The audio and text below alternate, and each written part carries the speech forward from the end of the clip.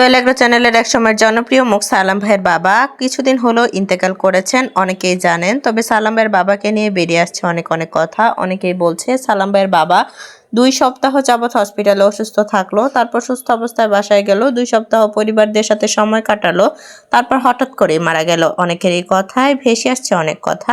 তো সালাম ভাইয়ের বাবা কিন্তু মোটামুটি সুস্থ হয়েছিল, অনেক ভালো একটা মৃত্যুবরণ করেছে। সালাম ভাইয়ের বাবা অনেকেই অসুস্থ অবস্থায় অনেক দিন যাবৎ বিছানায় পড়ে থাকে বা অনেক অসুস্থ অবস্থায় অনেক বেশি নিজেকে অনেক অসহায় মনে করে। তো এরকম কিন্তু কিছুই হয়নি। সালাম ভাইয়ের বাবা কিন্তু একেবারে সুস্থ অবস্থায় পরিবারের সাথে সময় কাটানোর মতো মুহূর্তই সালাম ভাইয়ের বাবা আল্লাহর ডাকে সাড়া দিয়ে চলে গেছে। তো সেটা নিয়ে শম্পা আপু একটা ভিডিও আপলোড করেছিল সালাম ভাইয়ের চ্যানেলে, যে তাদের বাবার সাথে শেষ দিন। তো সালাম ভাইয়ের বাবাকে দেখতে তারা এবং তালিম গিয়েছিল কিনা আপনাদের অনেকেরই প্রশ্ন। সেটা নিয়ে তালিম বলেছে যে তারা গিয়েছে কিনা সেটা একমাত্র আল্লাহ জানে, কারণ তখন তাদের ভিডিও করার মতো মন মানসিকতা বা মুড কিছুই ছিল না, যার কারণে তারা ভিডিও করতে পারেনি এবং দর্শকদেরকে আপলোড করতে পারেনি। যার কারণে অনেকে বলছে তারা এবং তালিম যায়নি সালাম ভাইয়ের বাবাকে দেখার জন্য। তো তারা কিন্তু সবাই গিয়েছিল, সব পরিবারে গিয়েছিল।